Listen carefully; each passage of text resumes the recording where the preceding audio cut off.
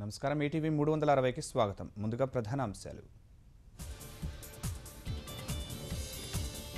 ఉమ్మడి వాటాలోనే తెలంగాణకు నీళ్లు, సుప్రీం స్పష్టీకరణ.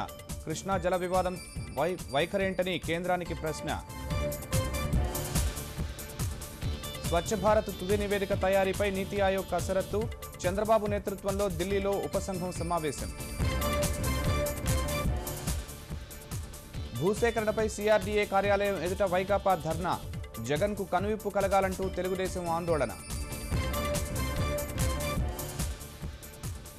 ఒరిస్సా మల్కన్గిరి అడవుల్లో తెగబడిన మావోయిస్టులు, కాల్పుల్లో 3 జవాన్లు, 1 పౌరుడు మృతి.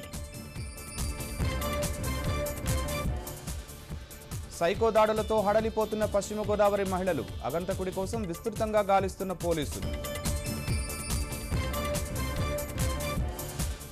రాష్ట్రంలో ఇకపై పోలీసు సేవలు మరింత సులువు, అన్ని అవసరాలు తీర్చే అభయం యాప్ ఆవిష్కరణ. అనంతపురం జిల్లా కదిరిలో పంచలోహ విగ్రహాలు పట్టివేత. కర్ణాటకలో చోరీ చేసిన ముఠా అమ్మేందుకు కానిస్టేబుల్ సహకారం. పటేళ్ల బంద్తో గుజరాత్ ముఖ్య పట్టణాల్లో కర్ఫ్యూ. హింసతో సాధించేదేమీ ఉండదన్న ప్రధాని మోదీ.